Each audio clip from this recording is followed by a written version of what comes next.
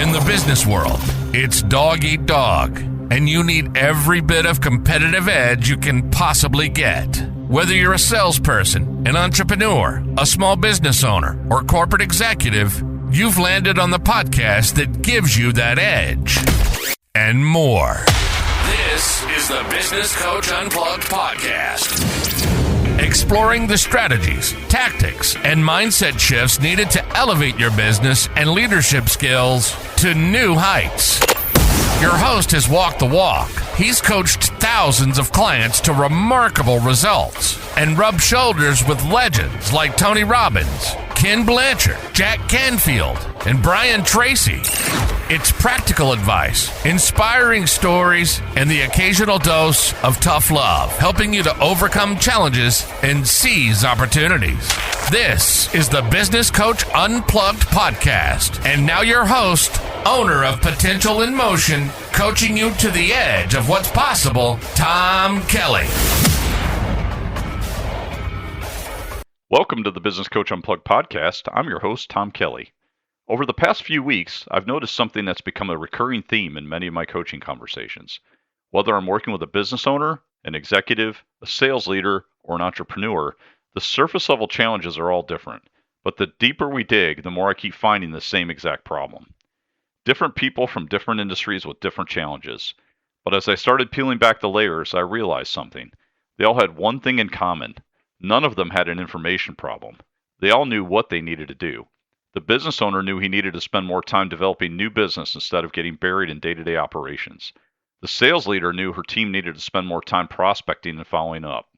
The executive knew he needed to have several difficult conversations that he'd been putting off.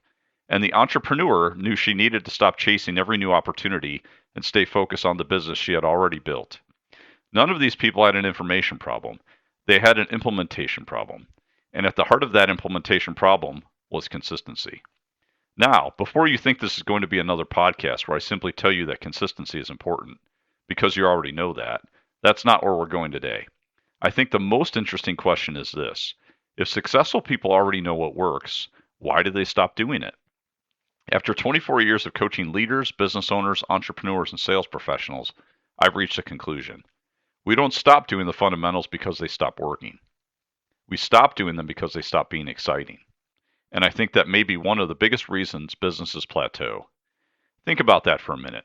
How many times have you started something that was producing results, like networking consistently, prospecting every day, doing weekly one-on-one meetings with your team, posting regularly on LinkedIn, working out, or maybe even reading every day, only to slowly drift away from it? It wasn't because those things stopped working. In fact, they were probably working just fine. It was because life got busy, or maybe you got distracted. Or perhaps something new caught your attention. Or maybe, if you're honest with yourself, you just got bored. And before you knew it, the habits that once helped create your success quietly disappeared. You know what's fascinating? Nobody wakes up one morning and decides they're going to become inconsistent. It happens so gradually that we hardly notice it. One missed day becomes one missed week. One missed week becomes one missed month. One missed month becomes your new normal. And before long, we've convinced ourselves that we'll get back to it someday. The problem is someday has a way of turning into next year.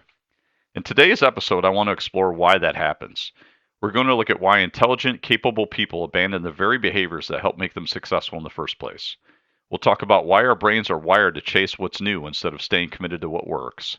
Why so many businesses plateau even when the owner knows exactly what they should be doing. And why I believe consistency isn't really about discipline at all. It's about identity. By the end of today's episode, my goal is that you'll walk away looking at your business, and maybe even yourself, a little differently. Because I think success is a lot less mysterious than we've made it out to be. It usually isn't hiding in some new strategy, some revolutionary AI tool, or some secret that everyone else knows but you don't.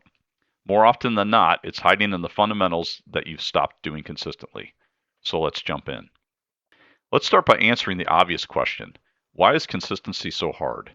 I mean, if we all know what works, why don't we just keep doing it? Is it because we're lazy?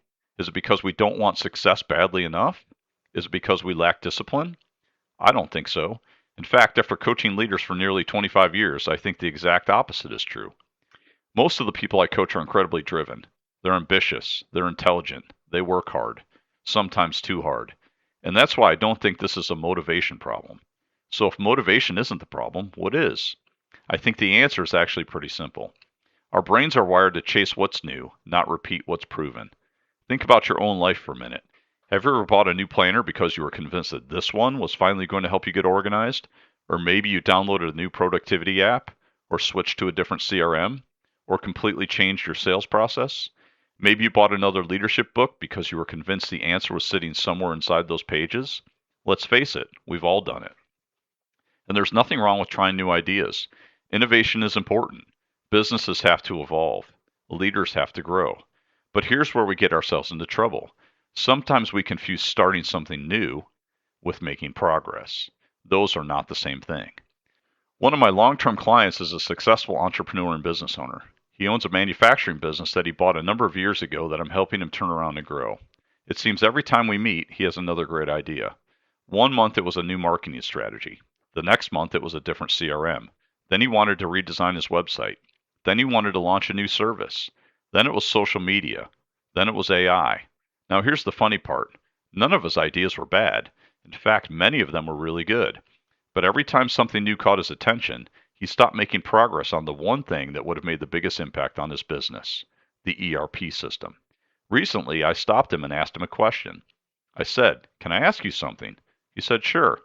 I said, "What's the status of the ERP system you're implementing?"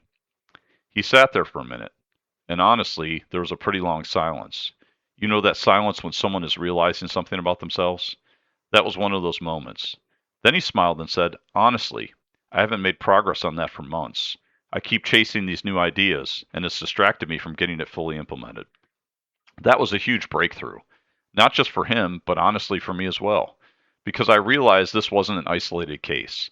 I've seen this pattern hundreds of times.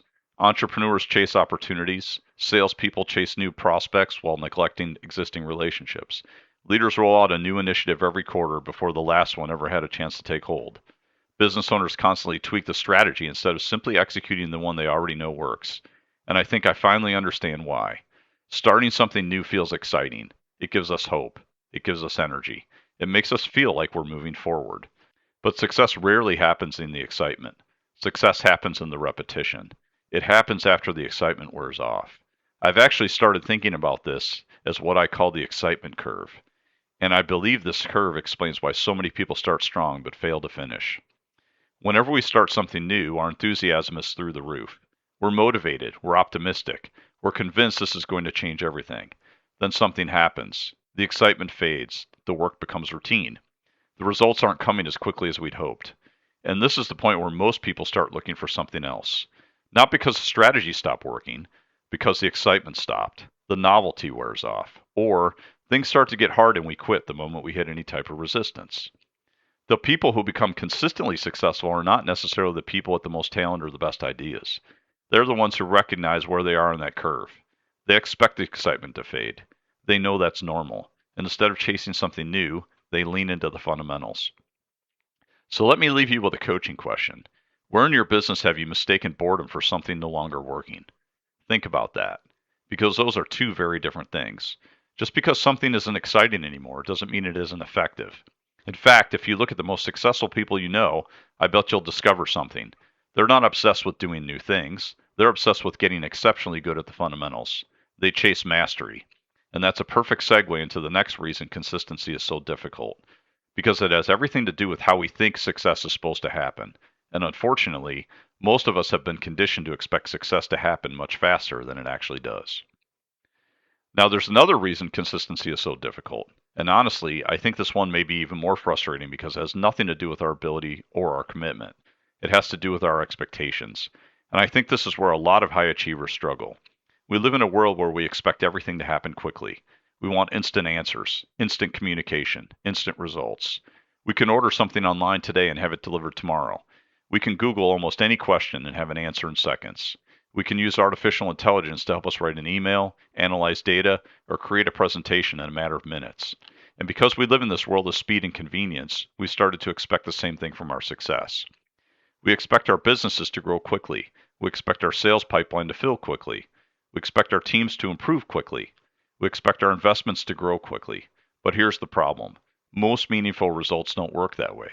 The things that create real success almost always happen slowly at first, and this is where most people make a critical mistake. They confuse a lack of immediate results with a lack of progress. Those are two very different things. Think about planting a tree. If you planted a seed today and then tomorrow you went outside and said, well, nothing happened, I guess this isn't working, that would seem ridiculous. But that's exactly how we treat our goals. And the frustrating thing is, the seed is actually doing something. We just can't see it yet. We start something, we put effort into it, we don't see immediate results. And instead of staying consistent long enough for the results to compound, we decide it isn't working and move on to something else. Let me give you a personal example. Back in 2002, when I started my business, I built a plan and eagerly executed it. I started networking, I sent out hundreds of letters, I called everyone I knew and asked for referrals. I built a website. I started doing speaking engagement in front of hundreds of people a month. I worked 50 or 60 hours a week some weeks working on building my business. I came from a 10-year sales background and expected things to move quickly. After 3 months of hard work, I landed my first client. 3 months later, at the end of that year, I had a whopping 3 clients. I look back on 2002 and I realized that I had made a measly $3,500 for the entire year. And I remember thinking, what have I done? I was demoralized. I fully expected to be much farther ahead than I was. I even remember joking with my wife saying, I figured out a way to 10x my business today. She said, really? How? I'm going to get a job at Starbucks. They'll pay me $30,000 and I'll even get health insurance. Seriously, I wanted to quit. I committed to myself that I will work at it for at least a year, though, so I kept going. About 4 months later, I'd gone from 3 clients to over 30. Exponential growth. And here's the part that still amazes me. I was ready to quit right before things started to take off. I was closer to success than I realized. And this is why I think consistency is so powerful. It creates something that individual actions cannot. It creates momentum. One phone call doesn't transform your business. One conversation doesn't transform your career. One workout doesn't transform your health. One great leadership conversation doesn't transform your culture. But repeated over time, that's where the magic happens. That's where the compound effect starts working in your favor.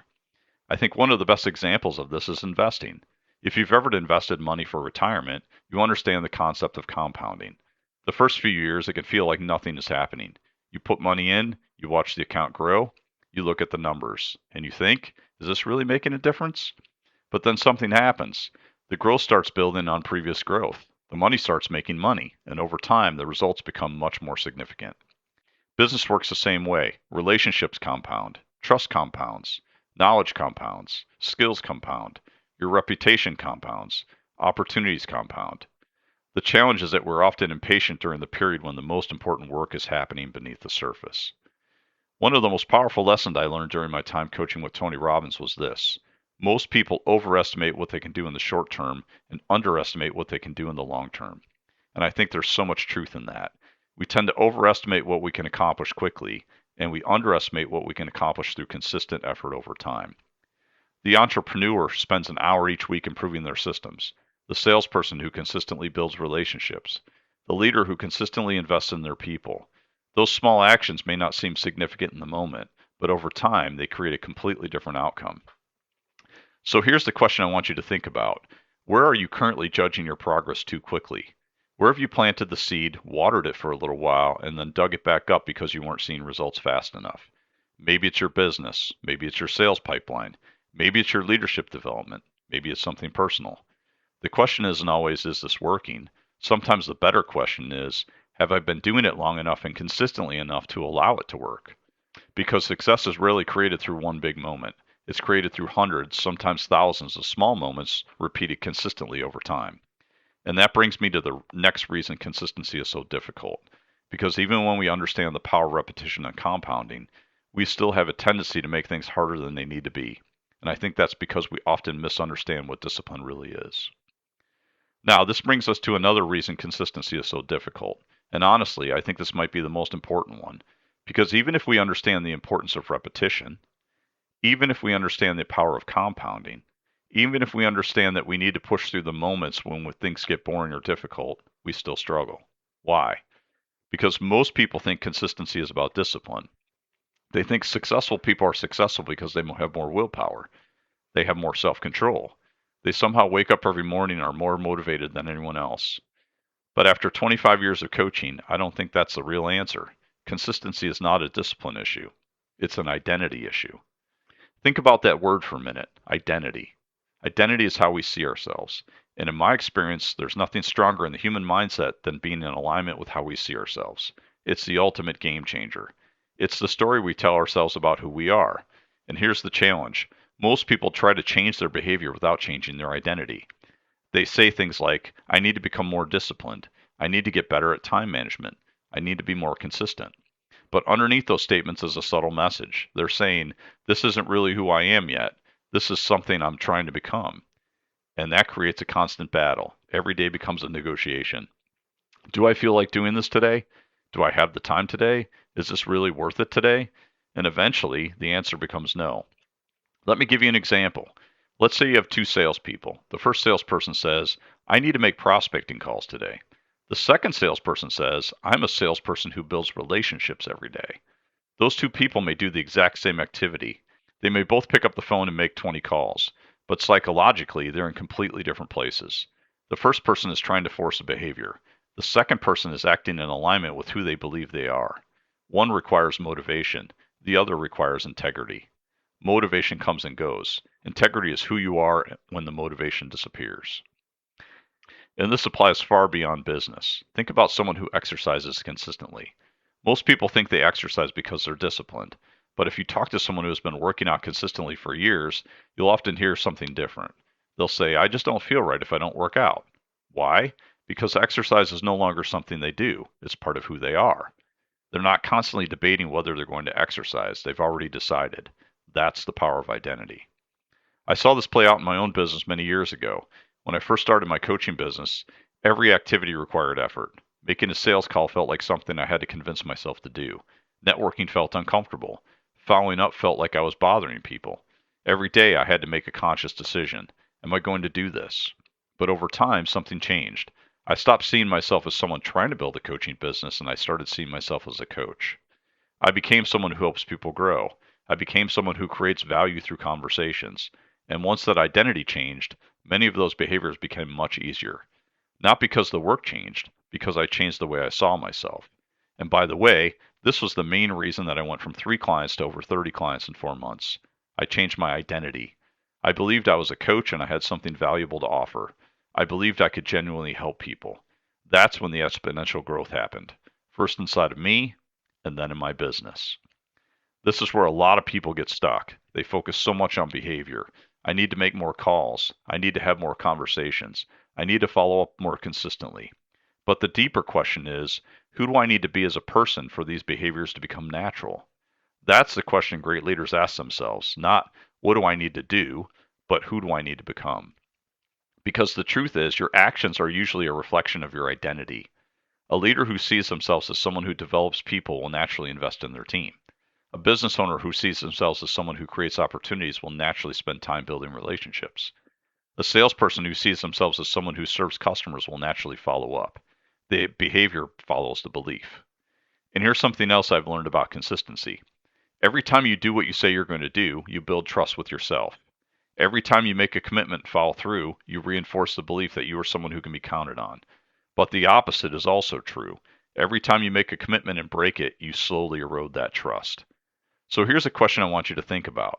What is something you know you should be doing consistently, but you're still treating it like something you have to force yourself to do? Where are you relying on discipline when what you really need is a shift in identity?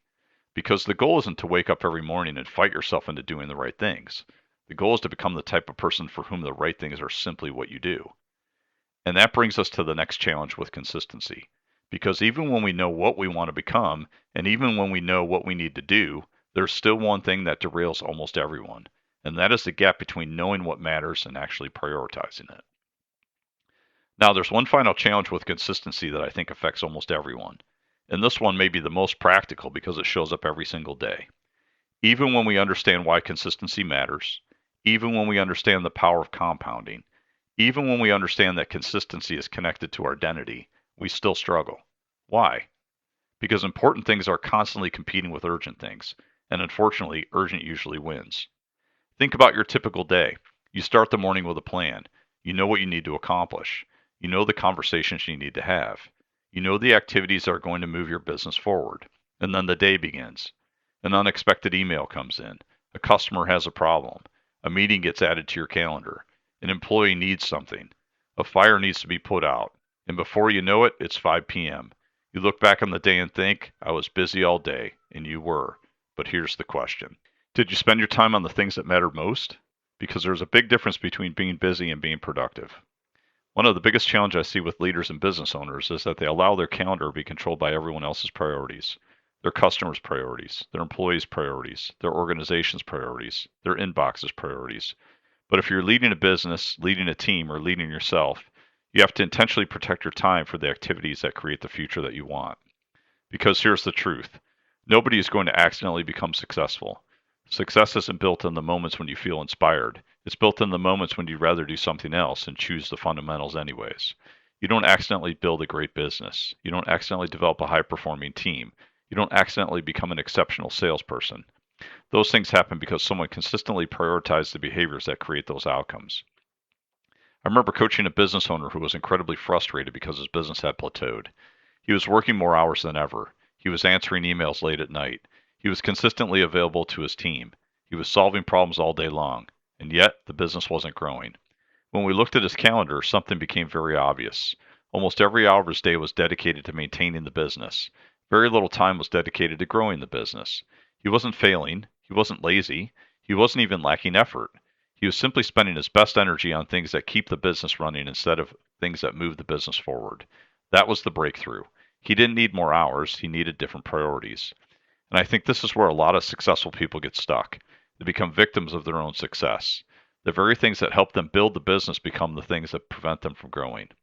They become so busy working in the business that they don't have time to work on the business.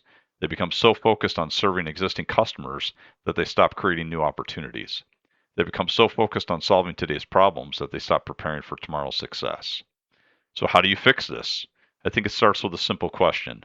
What are the activities that create the biggest results in your business or your life? Not the activities that are the loudest, not the activities that feel the most urgent, the activities that create the biggest impact. For a salesperson, it might be prospecting and building relationships. For a leader, it might be developing your people and having meaningful conversations. For a business owner, it might be improving systems, developing strategy, and creating opportunities. For someone working on themselves, it might be health, learning, or relationships. The answer is different for everyone, but the principle is the same. The things that matter most rarely scream the loudest. That's why you have to intentionally protect them. I've coached CEOs, entrepreneurs, sales leaders, and small business owners for almost 25 years. I've never met one who wished they had less to do. Every one of them feels overwhelmed at times. The difference isn't that successful people have fewer demands for their time. The difference is that they are ruthless about protecting the things that matter most. They simply make different decisions about what deserves their time. They understand that every yes is also a no. When you say yes to one more unnecessary meeting, you're saying no to something else. When you say yes to another distraction, you're saying no to your priorities. When you say yes to every new opportunity, you're sometimes saying no to the opportunity that was already in front of you. Consistency requires focus, and focus requires saying no. So here's the question I want you to think about. What is one important activity that you know creates results, but keeps getting pushed aside by everything else? What is the thing that you keep saying, I'll get to it when things slow down? Because here's the problem. Things probably aren't going to slow down.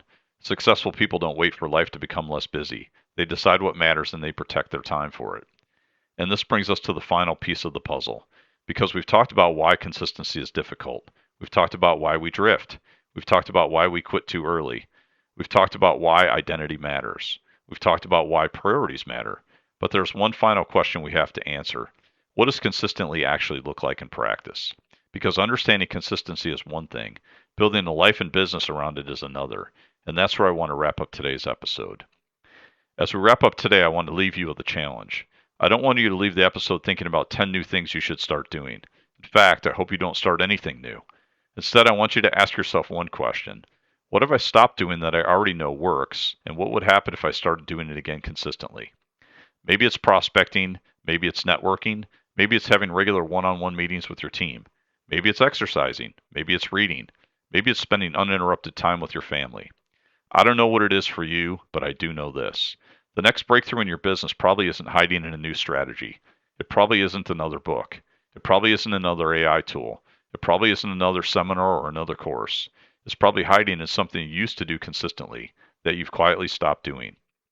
So this week, don't chase something new. Master something old. Pick one habit, one conversation, one behavior, one commitment, and do it. Tomorrow, then do it again the next day, and the day after that. Because consistency isn't about being perfect, it's about showing up again and again and again. And if you do that long enough, I think you'll be amazed at what happens. Because success isn't built in one extraordinary day. It's built in hundreds of ordinary days that most people underestimate. Those ordinary days become extraordinary careers, extraordinary businesses, extraordinary leaders, one consistent decision at a time. And if you only take one thing away from today's episode, remember, your future isn't determined by what you do occasionally, it's determined by what you do consistently. And that's really what today's episode is all about. Success isn't complicated, but it does require commitment. It requires showing up when the excitement fades, when the results are delayed, and when life gets busy. If you found today's episode useful, you can also access a number of free resources that will help you improve your business as well as your leadership on my website at www.businesscoachchicago.com. Also, feel free to reach out to me on LinkedIn, as I would love to connect with you. Thank you for listening. If you enjoyed the podcast, please click the subscribe button, leave a review, and of course, invite your friends to listen in as well. I'm Tom Kelly, and until next time, enjoy your week. You've been listening to the Business Coach Unplugged Podcast. On this highly useful podcast for people in the business world, you get the absolute top-notch info from an absolute pro on how to elevate your business and your leadership skills. Tom Kelly owns Potential in Motion, coaching you to the edge of what's possible. He's also a professional speaker and leadership trainer. He's worked with some of the biggest names in the coaching business: Tony Robbins, Ken Blanchard, Jack Canfield, Brian Tracy.